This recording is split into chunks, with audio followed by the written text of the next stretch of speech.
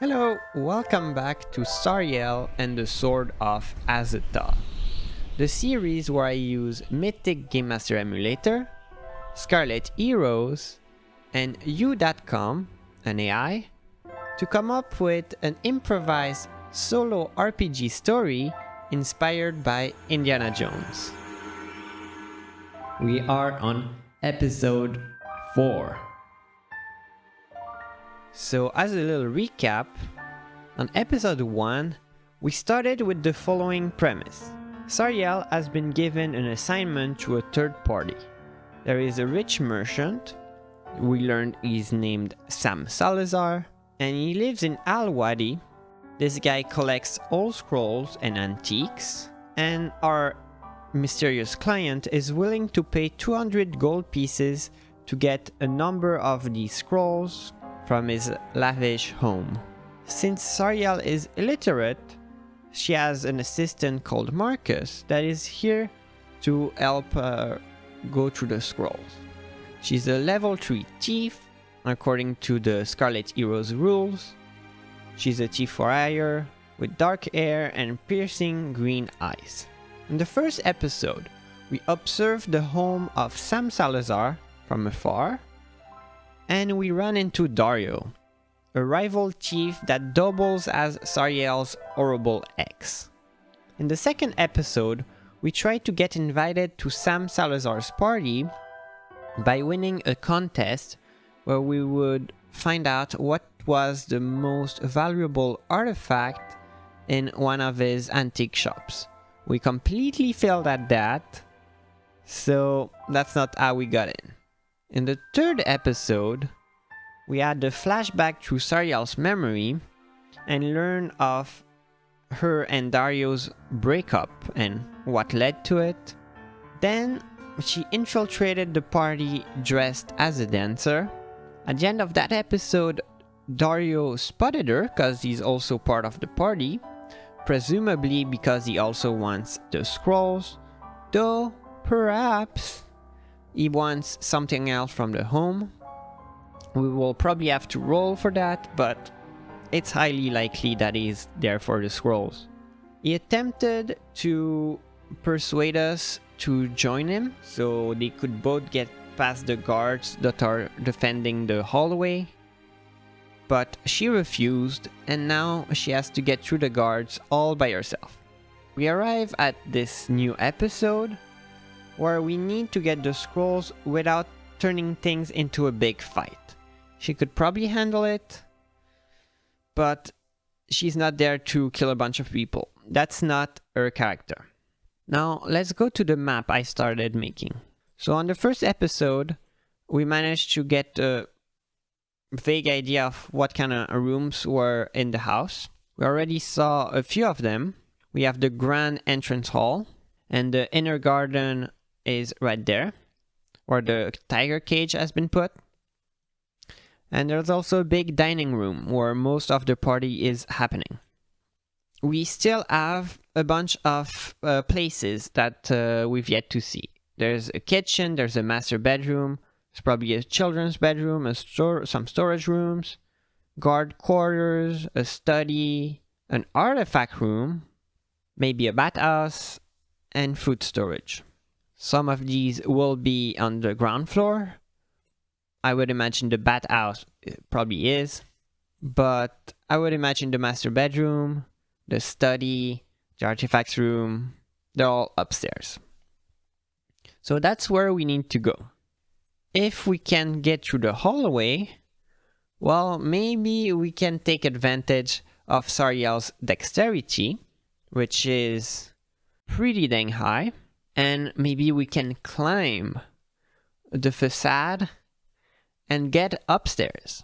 So without further ado, let's begin scene 9. It's on Chaos 7.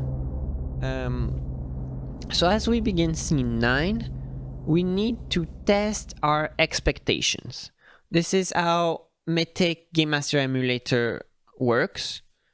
Whenever you start a scene, you need to think of what you expect or would like to happen, and then we'll roll a die a d10 to see if it does so. We would need to beat our chaos factor of 7 to get the expected scene. And this expected scene will be that Sariel finds a way to climb to the level upstairs. So maybe she finds a room with a window that she can go out from and attempt the climb. I really hope she'll get it. If not, something unexpected will happen, which will throw another monkey wrench in our plans. And, I wouldn't be so surprised because that's what's been happening all throughout this campaign so far.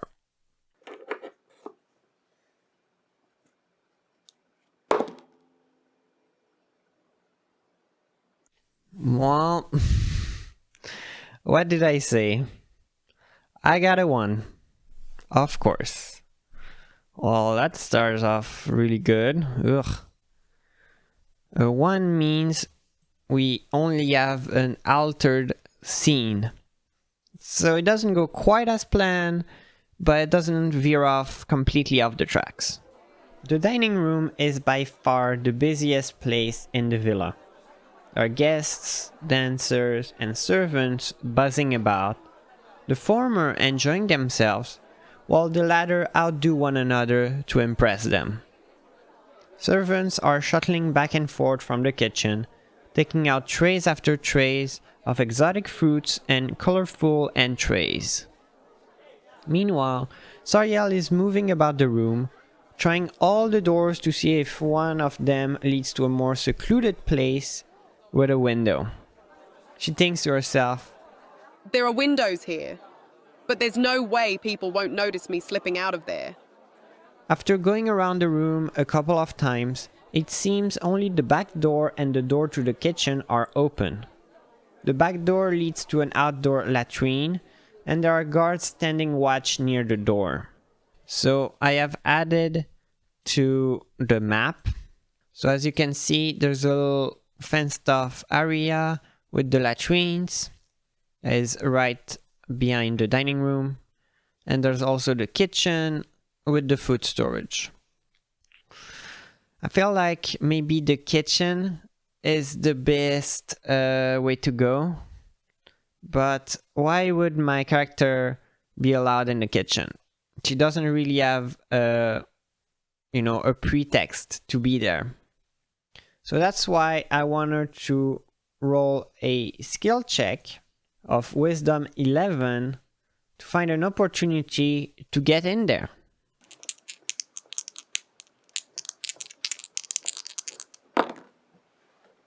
Ooh, nicely done.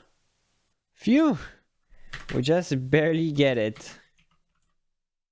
Now, Sariel succeeded with her roll, but I thought instead of coming up with the pretext, why don't I make use of you.com and ask the AI to come up with how she gets there.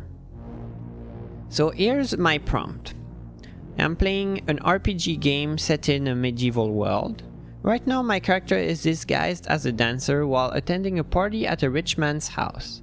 She has been hanging out in the dining room, waiting for an opportunity to go into the kitchen, which is supposed to be off limits for non-servants. She finally found a way to enter the kitchen without raising suspicion. What could this opportunity be? Give me 3 choices. Each choice should be between 25 and 50 words. To me that sounds like a really tough question, but I really hope it's gonna work. So, first choice, a drunken servant stumbles out of the kitchen, leaving the door slightly ajar.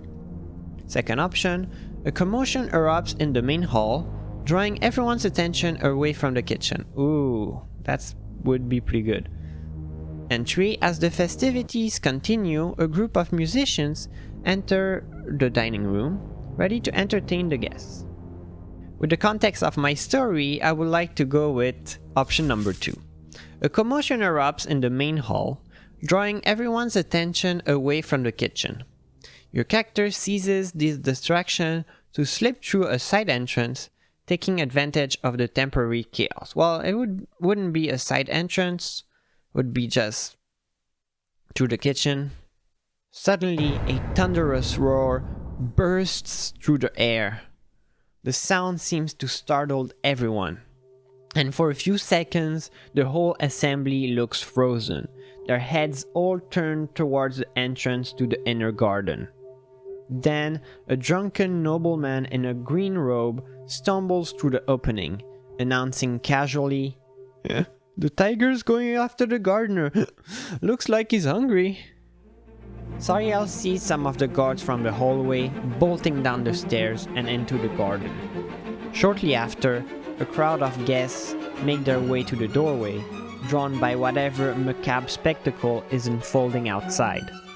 Without waiting a second, Sariel goes into the kitchen, bumping past a few curious servants on the way in. So she's finally in the kitchen, and I want to ask the fate chart. Is the kitchen empty enough for Sariel to climb through the window unnoticed? I think that is very likely, because come on. Can you think of a better diversion? Probably everyone would be drawn to whatever is happening. If it's not for the horrible spectacle, it's gonna be for the danger and just making sure there's no tiger coming their way. So very likely gives us a 90% chance of getting the result we want.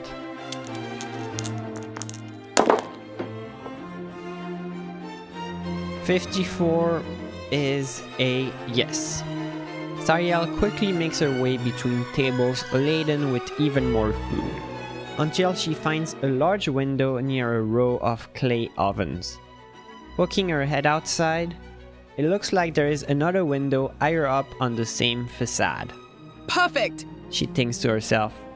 She just needs to clear a 9, a skill check of 9, and dexterity to climb up to the next window.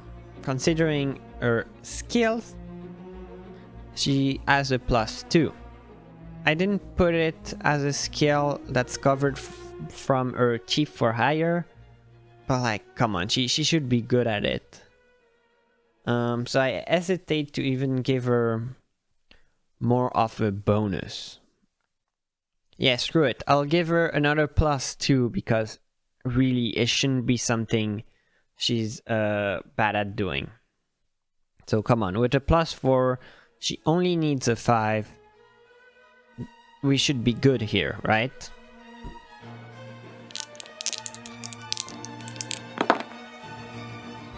Well, there we go. So with all these bonuses, she gets a 15 and she climbs up. I will end this first scene here and we'll start the second one on the second floor.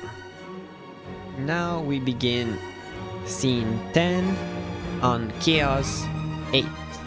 So it's straightforward.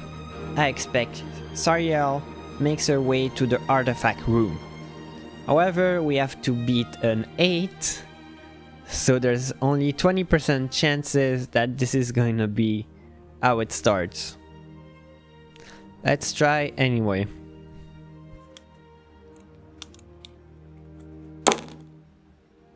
Oh baby. We got a 9. Awesome. Awesome. As expected. Sariel finds herself in a long hallway that reaches all the way to the width of the villa. As she doesn't see guards in the immediate vicinity, she decides to peer through the keyholes of 2 adjacent rooms. One of them looks like a large children's bedroom filled with diverse toys and bright cushions, and the other one looks much smaller and unassuming, like a servant's quarters or a place for a wet nurse. Crouching, Sariel inches her way further into the hallway, arriving to a spot where she can see the entrance hall down below. She can hear shouts and curses coming from outside, and the voice of Sam Salazar saying, "Don't hurt him. Do whatever you can, but don't hurt him." Almost everyone is amassed at the entrance door, their gazes fixed on what is happening with the tiger. The guards are on the lower steps of the stairs, also looking through the front door. Her heart almost jumps out as she peers through the nearest keyhole. At the artifact room. There it is! She found the artifact room, and I'm wondering, is Dario also present in the artifact room? Since it is likely, we have like a 90% chance of it being the truth.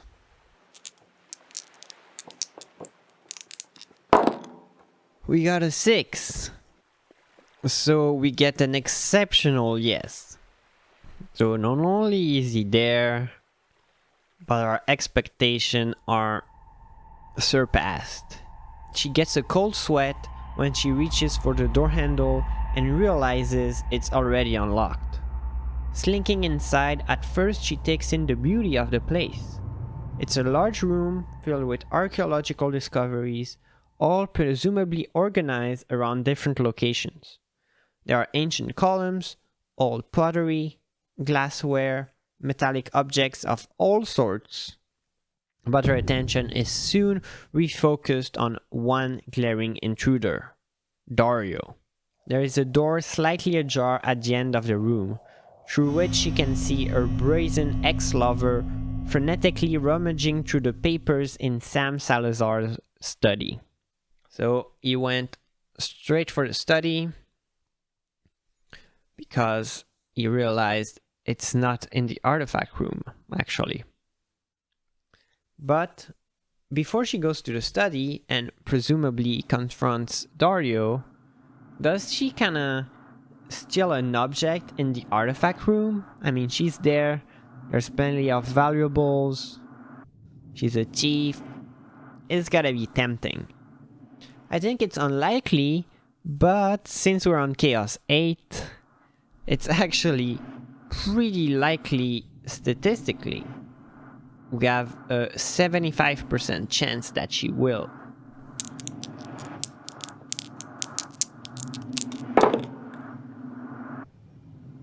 Huh. So she actually doesn't go for it. That is quite surprising. I guess she stays focused on her goal. Sariel silently strides forward as she enters the study. She immediately starts searching around, grabbing every old-looking scroll she can get her hands on. She's illiterate. Dario is too. They're just going by looks. Dario notices her, which elicits a few curses from him.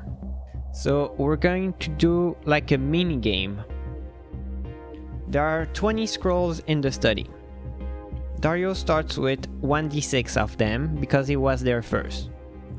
Every turn they roll a wisdom check of 9 to find 1d6 scrolls. Sariel is slightly advantaged there because she has no modifier, whereas Dario, he has -1 in wisdom. If they spend more than 5 turns searching, so if by the end of the 5th turn there's still scrolls left and they want to keep searching, then they run a risk. If they go before that, it'll be fairly easy to get away. The person with the most scrolls has the most chances of getting the right one, but if there are scrolls left and they both leave, maybe they will have just forgot the scrolls there. So it's gonna be all down to luck, but hopefully we can roll right and get what we were searching for. So how many scrolls does Dario start with?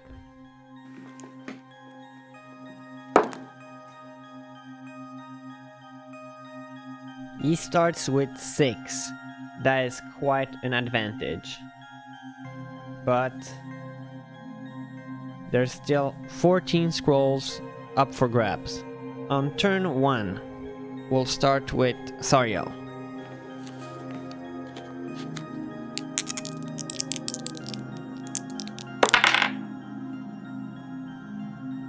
Nice. She gets... Oh, baby. Okay, will Dario get a scroll?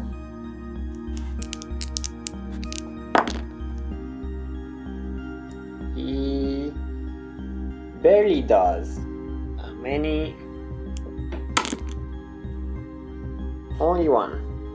So Sariel has 6 scrolls and Dario 7, so he's barely in the lead, which means already most of the scrolls have been found. Cool, they're being pretty fast. Next turn. Oh, please Sariel, be lucky. Ooh, she gets it again. And 4. So there are 3 scrolls left. Will Dario find them?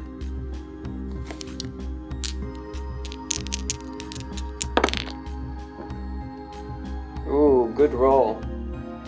Oh, they're being good. Ah, only found one again. Again, Dario is just not being very lucky. There are 2 scrolls left. Can Sariel snatch them up?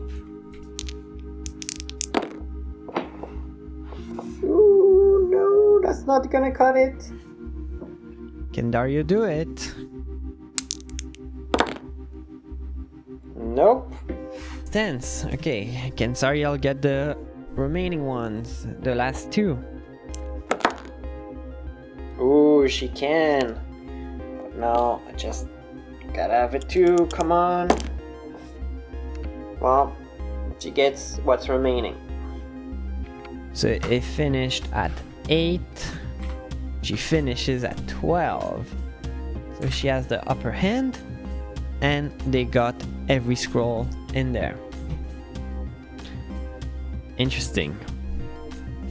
There's one more thing Dario might try to do, is to wrench the scrolls from Sariel. I think it's likely I'll try to force her out of them, which means there's a 90% chance. Ooh, okay.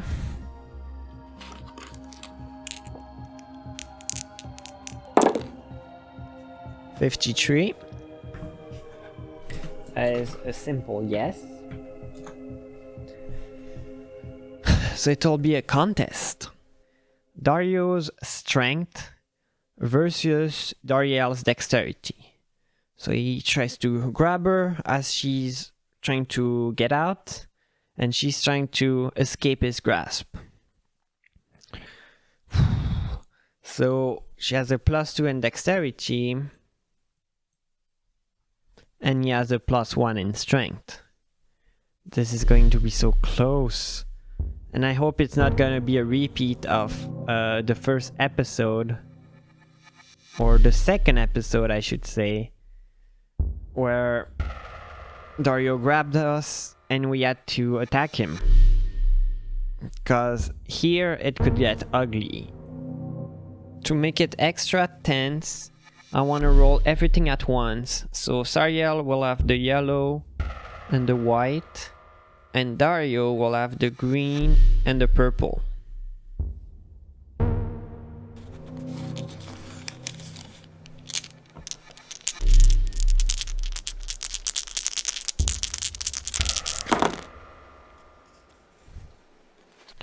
Ooh, 6. Another 6. +2, 14. Versus 6. +2, 8. +1, 9. 9 versus 14. Sariel gets away. When Dario sees Sariel manage to grab a lot more scrolls than he did, he tries to throw himself at her. But she is too quick and evades his covetous hands. Hiding the scrolls in a fold of her skirt, she dashes out of the study and into the artifact room. Then she quickly makes her way out of the room, paying attention not to make too much noise. She goes back to the hallway window, throwing the scrolls down on the ground outside, after making sure no one is on that side of the villa. Looking behind her, she can see the handle of the artifact room is starting to move as Dario reaches it. So now the last roll of this scene, she does another dexterity check of 9 to climb down the wall. I'm giving her +1 on top of everything she had before, because she already done it once, so it shouldn't be as hard. So she has a +5 total. She just needs a 4 on 2d8s to get it. It should be easy, but if she has a 1 and a 2 or 2 1s, that's gonna be a fail, and that's gonna be bad. But if she does that, she pretty much wins the heist and should be safe.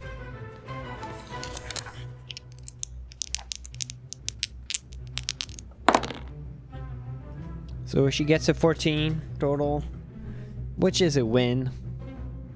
So she goes out the window, climbs down real fast, gets the scroll, looks up, sees Dario being furious, and she's just fucking bye-bye, and goes away.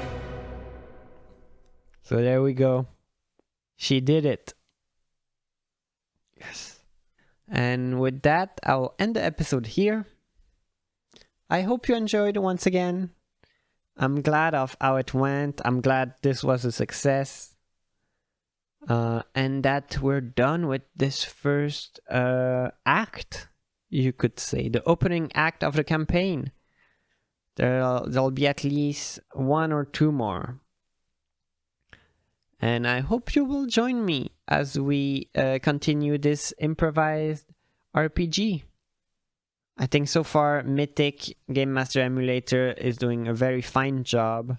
Scarlet Heroes is just enough rules for me to have something to work with, but it's so simple that I don't have to waste hours in the manuals. And since you are heroes and not just like adventurers, my character is pretty strong. So it's really appropriate for solo RPGs.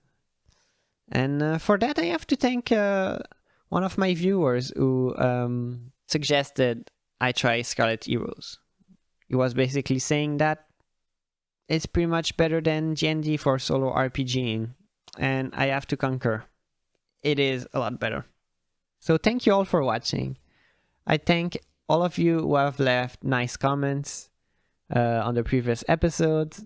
Those are really cool. I'm glad I'm not the only one that's seeing potential in this little story.